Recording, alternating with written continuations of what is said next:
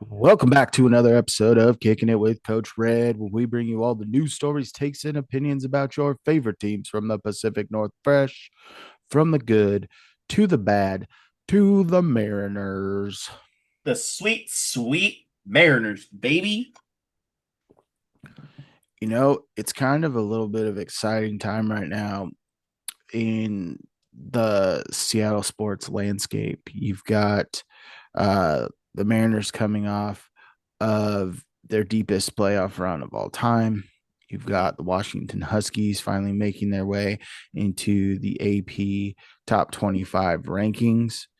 You've got the Sounders, who lost last Monday but are fighting to advance in the MLS playoffs. And then you've got a pretty hopeful uh, UW basketball season kicking off tonight. And you got the Kraken, who aren't outright losing a lot. They've had a lot of overtime losses or shootout losses, but not a ton of just straight losses. So getting points. So it's kind of an exciting time. There's our doom and gloom period of a couple weeks, but probably the one which we're going to talk about tonight that is kind of most surprising is where the Seahawks find themselves after 8 games played this year. But before we do that, why don't I tell you a little bit about us?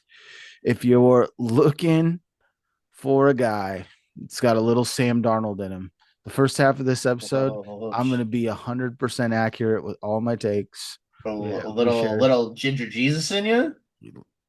Whoa, okay. Praise be to me, Coach Red. You can find me, your boy, Coach Red, on X at the Real Coach Red, on Instagram at the Real underscore Coach Red, TikTok at the Real Coach Red. Also find the show over on YouTube. Search Kicking It with Coach Red. Jesus, you're throwing me off with all that laughter. Like, subscribe, hit that bell notification, leave a comment or two. And if you're looking for a guy who starting off, could be a, Batman villain, the Joker, the Riddler, but so far in this episode, he's just the giggler, and that's Kane. Yeah, I'm Kane. You can find me over on Twitter, Kane2406, TikTok, Kane0624. Also follow the show's socials over on Twitter and Instagram at Coach Red Pod. Pause. Do it, Brickin', do it. So that was one of the better intros. That was good. You're welcome. I'm pretty good on my feet. Um, Oh, So Seahawks go 6-2. into Washington Sunday Night Football, the return of Jaden Daniels, and it's the Sam Darnold show. Yeah. Uh, they went 38-14. It's not even it wasn't even that close, if we're being completely honest. Um, No. we'll dive into the stats, but why don't we go with the scoring breakdown? Seahawks on their opening drive go ahead and march down and cap it off with a 12 play, 90-yard touchdown drive. Mind you, it was like an 8-minute time of possession drive, which was so fun to see. 807 actually, capped with a 4-yard touchdown to Torrey Horton. The next score Also, was impressive also hands. to Torrey Horton. Um, this one was a little bit quicker, 7 plays, 60 yards in the second quarter, 357 on the time of possession, 25-yard tutty to our boy Torrey Horton once again. Then Man, electric. um,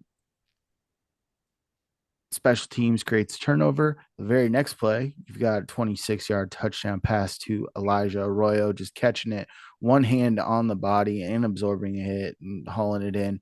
Thing that was crazy about that one is he went and gave the ball to a Seahawks fan. It was first career touchdown. I guarantee there was some guy on the sidelines that sprint and switched that thing out. Yeah, and also on that play, apparently JSN shook his defender so hard that he was just absolutely open 10 on the yards right of side of the field. separation. 10 yards. The guy turned around and was like, "What just happened?"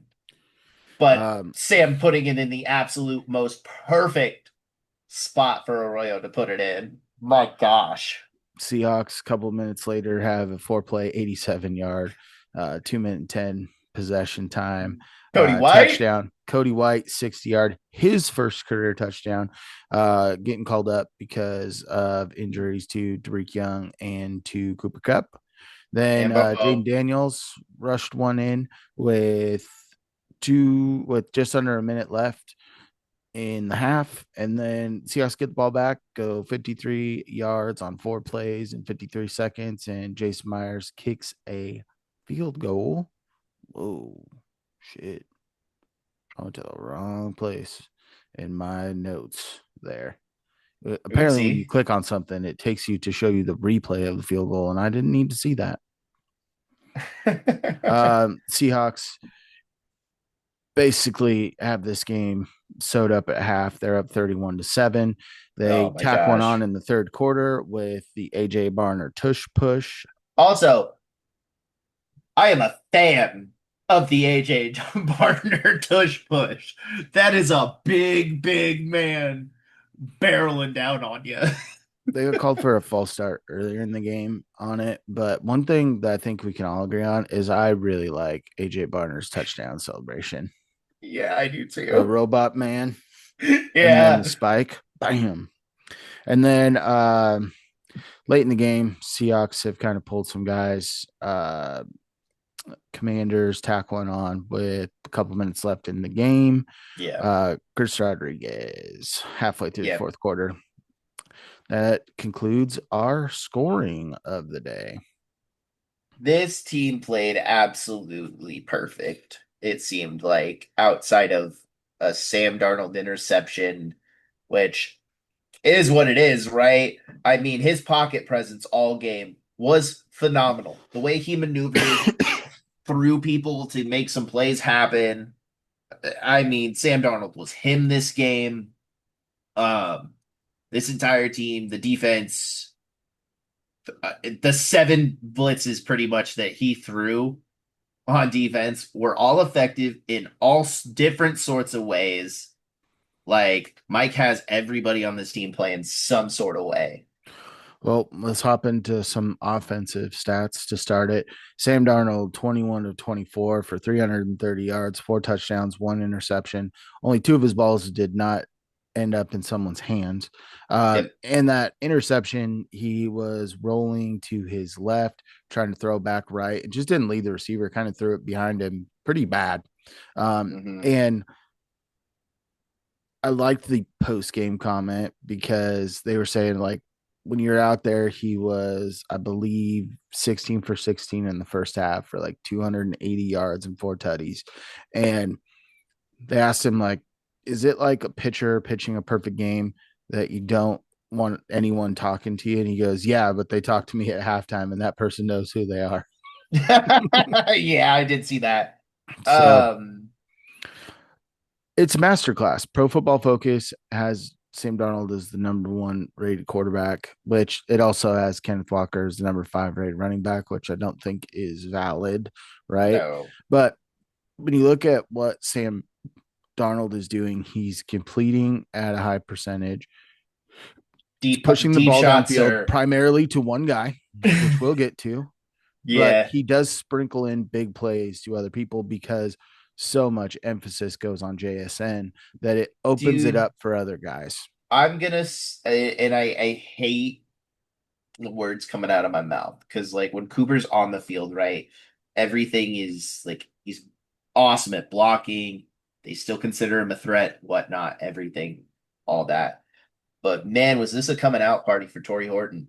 I mean, Well, Torrey's still gonna get his play, and I think that's gonna sure. elevate a little bit more. And the With Seahawks Cooper run a being lot of out, it was just easier to get him more targets that way. It was just Torrey Horton showcased his route running this okay. game. Trey Amos was banged up. Marshawn Lattimore is not who he used to be, I know. and the pass rush that Was abysmal. so like yes, there were times where Torrey was able to get some stuff rolling, but I'm also going to take this with a little bit of a grain of salt. With you were facing a team that was On a trying three-game multiple different losing things, streak too. and none of them were working. Yeah, I mean, I loved watching Tory Horton play last night. It was fun. All right, let's get to some rushing stats. Kenneth Walker paced the team 11 carries, 42 yards. Zach Charbonnet, 8 carries, 25. JSN had a jet sweep for 11 yards. And you had the 1 yard touchdown. George Talani got a few carries later in the game for about 9 yards.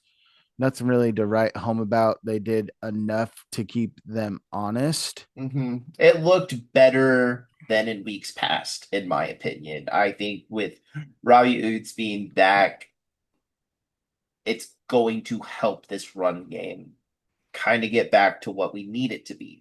Well, And you kind of saw it they play the Cardinals next week, and guess what happens?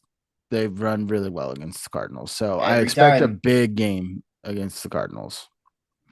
Let's get to the fun part. Let's go to the wideouts in this game Oh, and tight ends and tight ends. this was just everybody was involved. JSN set the pace, 8 catches for 129 yards.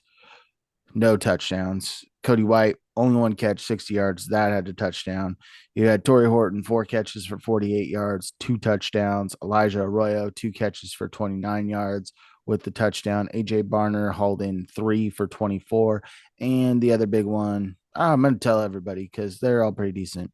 Zach Charbonnet, 1 catch for 21 yards and 2 catches for K9 for 19 yards. Yeah, it was a clinic in the passing scheme this week. Everybody was involved that needed to be involved. Cody White's touchdown was impressive. He bounced off that dude perfectly, kept the feet on him, and housed it. That was cool. AJ Barner's just a tough dude to bring down, and I just see his pass catching ability He's getting better turning. every week. I don't think that just getting Elijah Arroyo in the draft was the reason that led to Noah Fant's departure. I think that it was the maturation of AJ Barner and I him being agree. able to be that complete tight end. I feel like he looks less clunky than Fant did, even though Fant is an overall better athlete. I felt he was a little bit clunkier of a route runner. And I feel like Barner's got a little bit softer hands than Fant did. I agree. I believe he's also got a step or two on him. I think like AJ Barner is a quick-ish tight end, quicker than Noah Fant. He couldn't get separation. You know my thoughts on that man. All right. Let's turn it over to the defense. And before we go too much further here, You nasty uh, cow.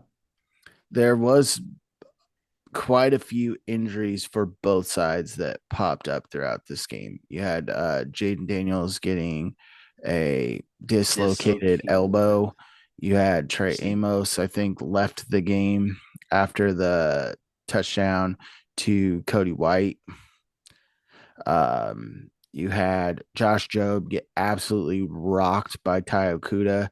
He went out in concussion protocol. And then you had Ernest Jones get rolled up and did not return with the knee injury. The one good thing that you have is you have Tyrese Knight. So Tyrese Knight was a little bit banged up during camp. He missed some time, eventually lost the spot because Drake Thomas was playing so well.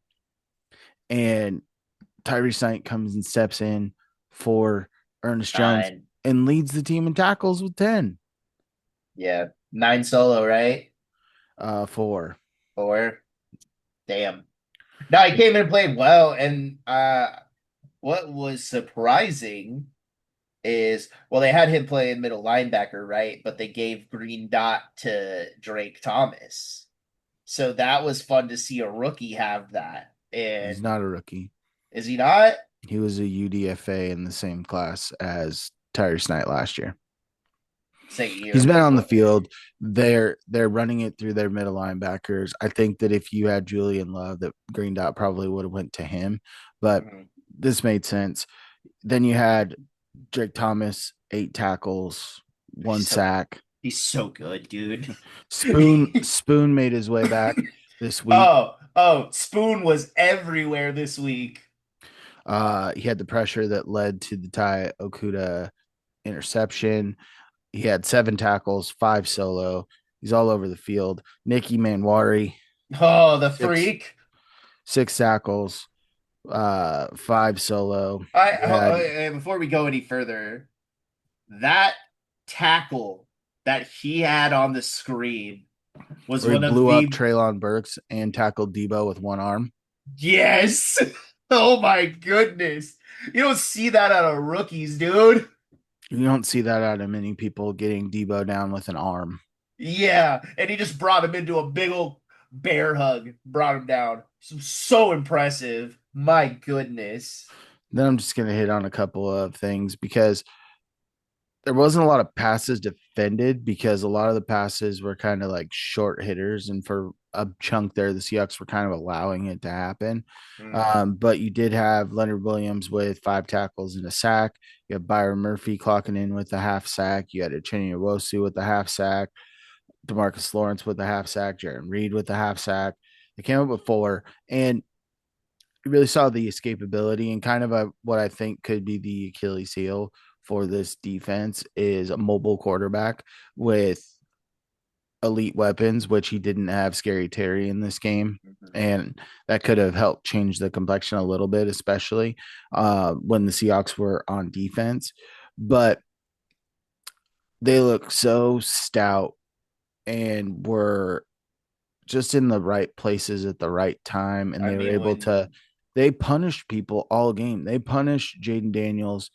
When he would run, one guy would hold him up, another guy would get a shot on him. yeah, It was hard, tough nosed football. And, Dan Quinn was probably over there sitting, wringing his hands because he's been a part of a defense that played at that high of a level with when that during his time. intensity.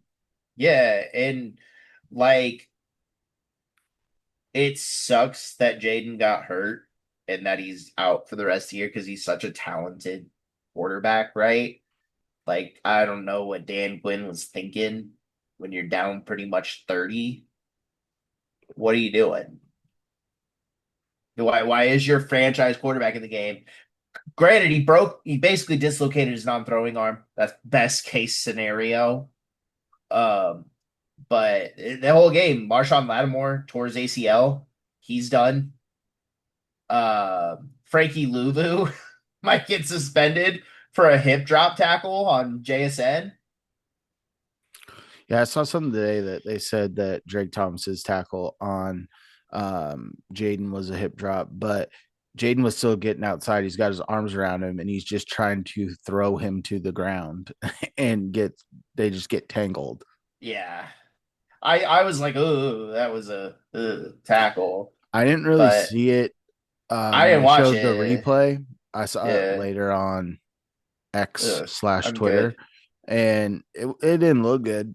I'm good. I'm good. I don't need to see it. But as a whole, the Seahawks played phenomenally. They're at a spot right now where having prime time at this point in the season, with them coming off the bye, undefeated on the road, 4-0, 2-2 at home, and they're not the same team that played week 1. And McDonald attributed a lot of how he's letting the guys play right now to their loss against the Buccaneers. So they've learned from their mistakes. The offense is humming. I think you're going to Mhm. need to see that running game get a little bit more complimentary as we go along. I But agree.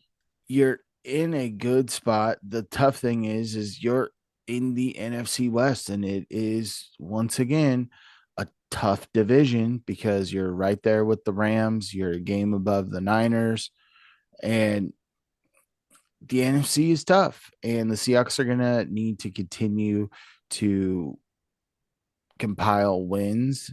They do have a tough stretch to end the season with. I think they've got the Rams, the Niners, and the Colts sprinkled Yeah, in there.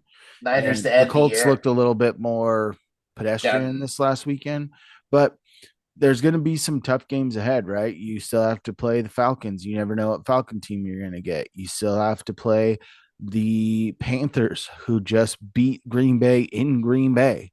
So Yeah.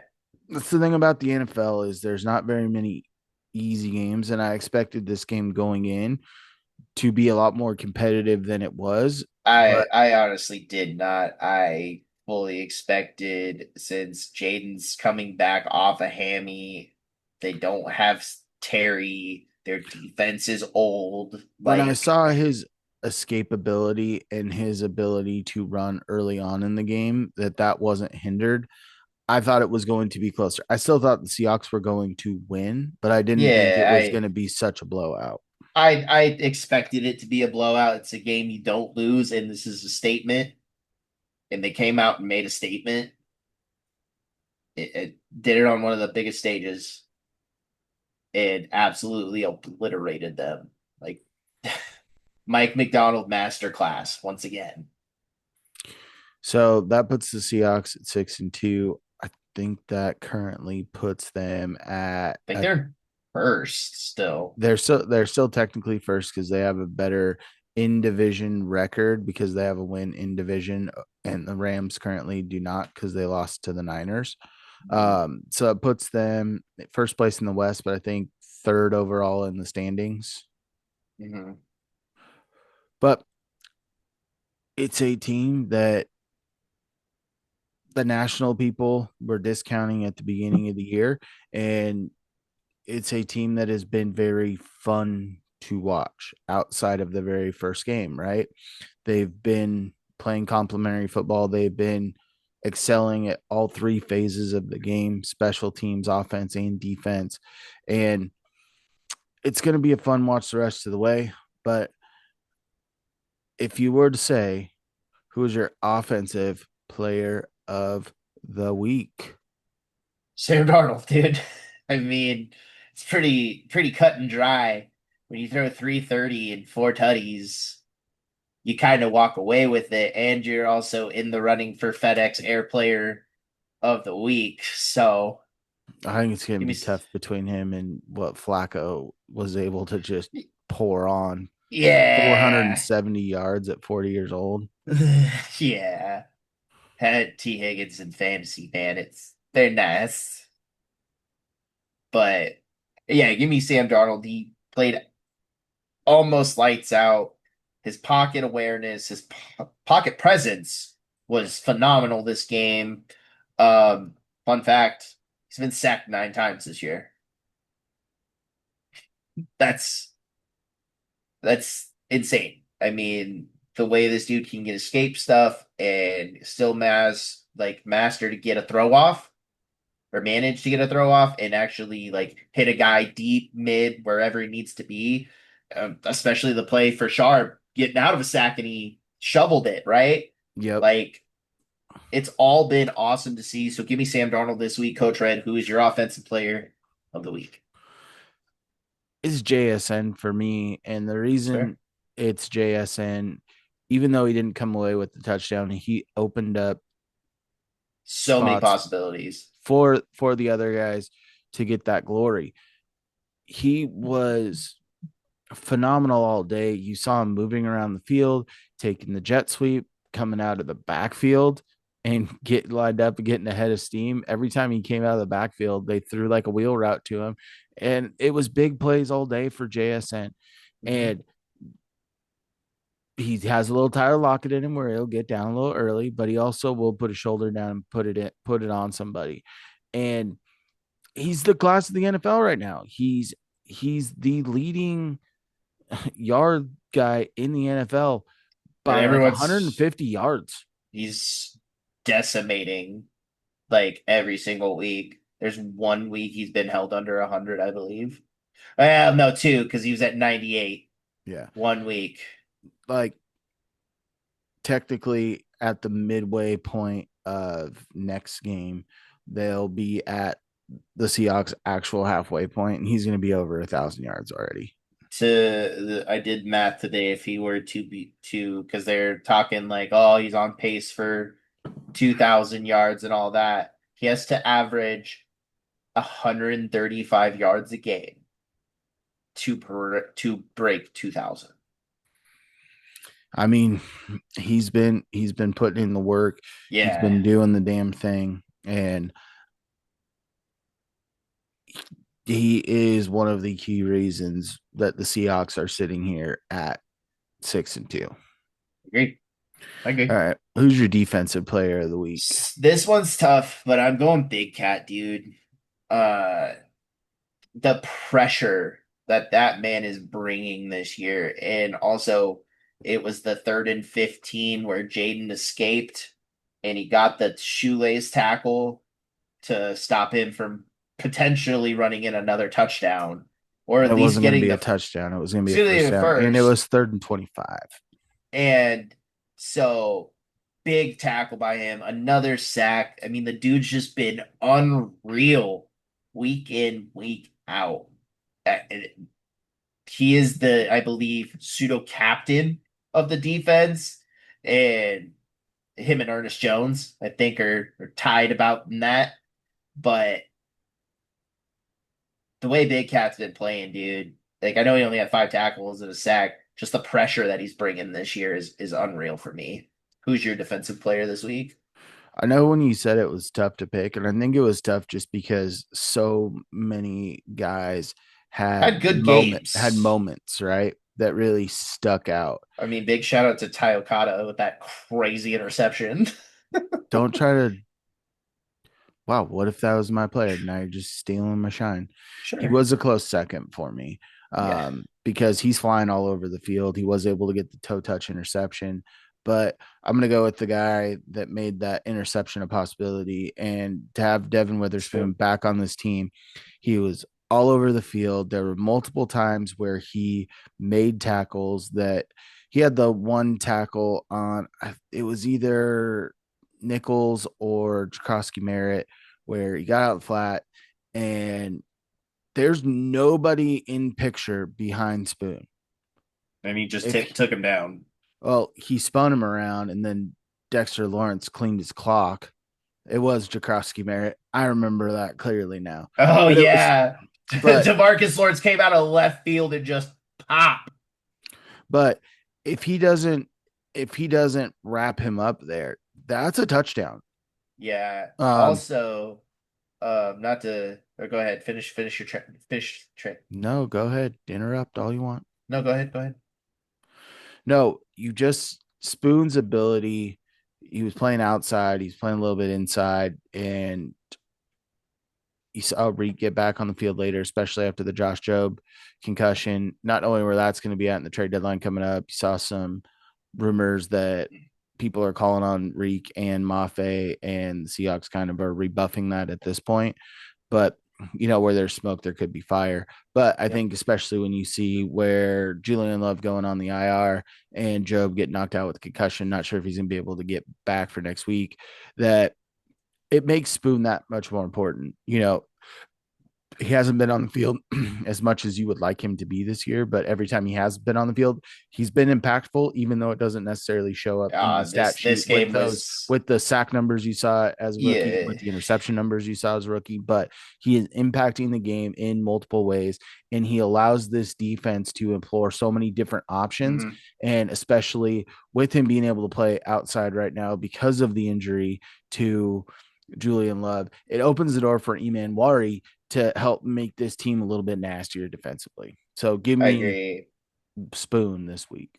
Also, big shouts to Reek Woolen. Also, that ref that called a taunting penalty, that's so soft. When he lit that dude up, small flex turned. I've seen worse, and they don't throw a flag. It's been an Reek. emphasis this year. I've seen it more often, Ugh. even on little flexes. They don't want you to do it. But no, Reek I thought lit that was a him lot up. better outing from Reek and seeing him Yes. plastered on some guys. It Just was like Houston. He was great in the Houston game. yep. So you've got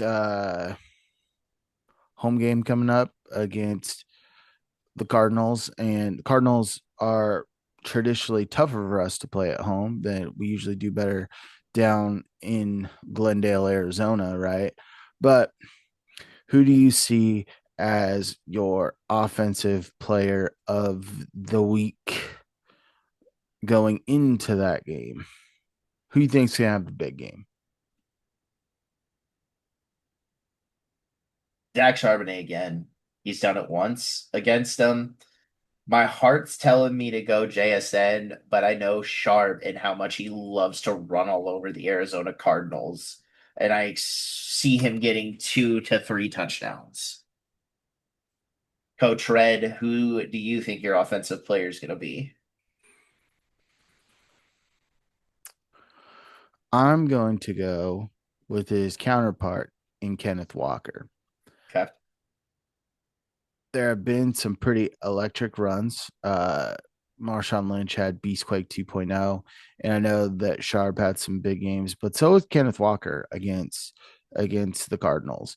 And I think that his mix of speed and elusiveness, if he can do a better job of getting through the tackle box and then jumping outside instead of jumping outside before getting to the tackle box, will Mhm. do him well because it'll suck in those outside defenders. Then, if he can break it outside of them, it's going to open up huge lanes. And I think that the Seahawks are really going to push, especially with it's coming back. It's a division game. You want to win time of possession. You're back at home. You're coming off of a big win. You want to be able to handle the game. And the easiest way to handle the game is with a good rushing attack. Also, I think that you could see the screen game implored a lot in this game.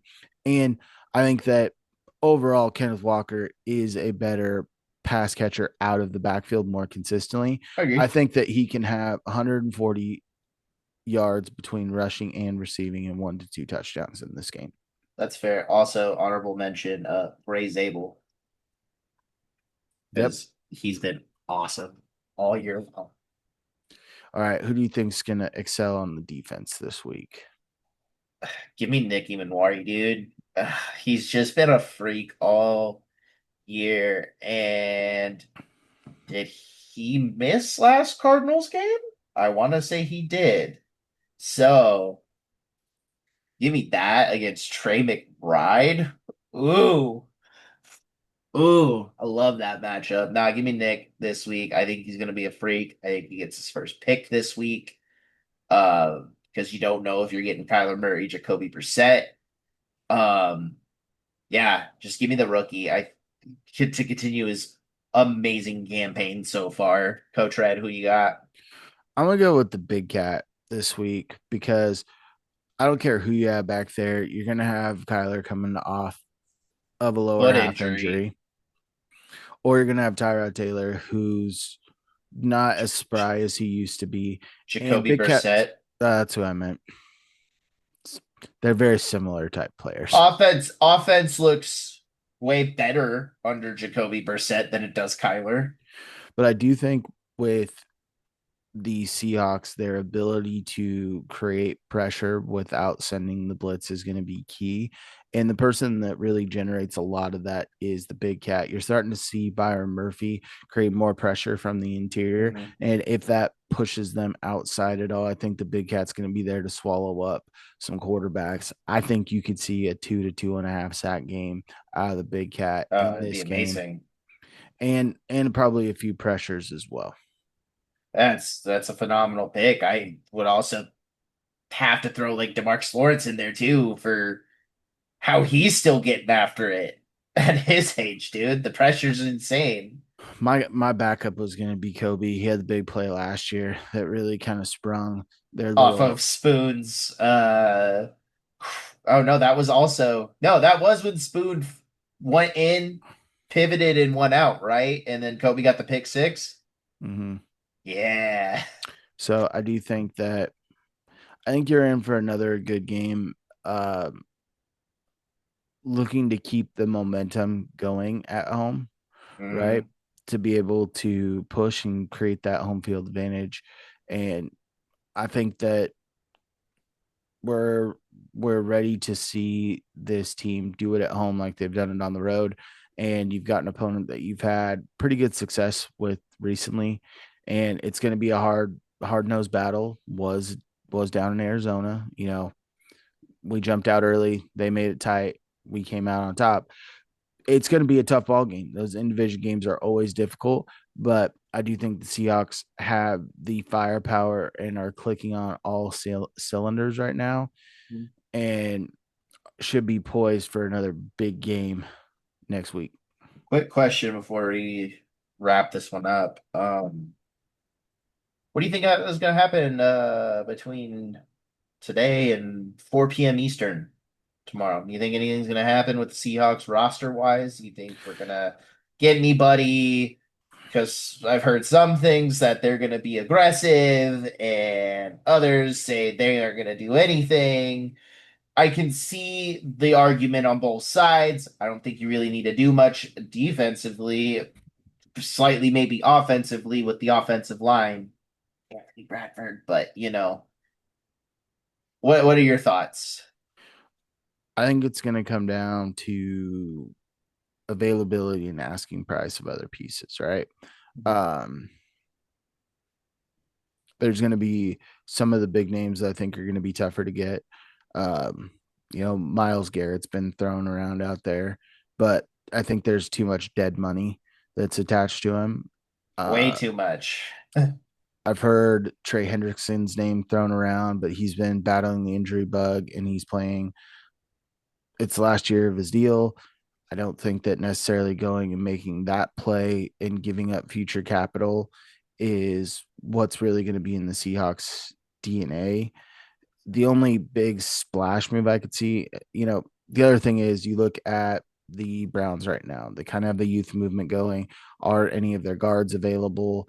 Does it make sense for like a Wyatt Teller to come over and slide into your right guard position? What's that opportunity cost going That's to be? that's about all I've thought about for this team is if they're going to make a trade, I would prefer them make a guard trade and just make the offensive line just that much more, I guess, more better. I think you could see a potential blockbuster I with the mean, if Raiders for and Max going and getting Crosby, Max Crosby because there's not much cap implications on the Raiders. I think he signed through 2029. He's still playing at an extremely high level. I know that he has a lot of love for the Raiders organization, but mhm, the Raiders do not look very close to competing right now. not in the slightest. And I think because you have a guy that was in the draft room when Boye Mafe was taken, who's not had this statistical year that you would like to see, but he's still flying around the field. He's still great at playing the run. And it's a guy that Pete Carroll was involved with at some sort. I think that that could help lessen the pick return. You're still going to have to give up a first, but a first in Boye Mafe and then potentially, a later round pick does it instead of multiple firsts, right? So you still protect your future a little bit more. And you go get a guy that is a top pass rusher in this league. And I think with where he's at in that contract thing, because you've got your Charles Cross, you've got your Spoon, you got your JSN contracts coming up, where you can kind of backload some of those contracts, right? Mhm. Where you can survive the time that you That's fair. would have with him to keep your window as open as possible. So if they're going to I be would swinging say big, I think that familiarity between Pete Carroll and some of the players on this team could really open the door a little bit. And if you needed to, if it was a first and Reek and Mafe for Max Crosby, I think the Seahawks do that in a New York minute. I guess we'll find out. Only time will tell. Only time will tell. And only time will tell if you will give us a follow over on social media. You can find me, your boy, Coach Red, on X at The Real Coach Red, on Instagram at The Real _ Coach Red, TikTok at The Real Coach Red. Also, find the show over on YouTube. Search Kicking It with Coach Red. Like, subscribe, hit that bell notification, and leave a comment or two. Kane, where you at? Find me over on Twitter, Kane2406. TikTok, Kane0624. Also follow the show's socials over on Twitter and Instagram at Coach Red Pod. Pause, pause, pause. Do it, freaking do it. And as always, stay fresh. Stay fresh, peeps. Peace.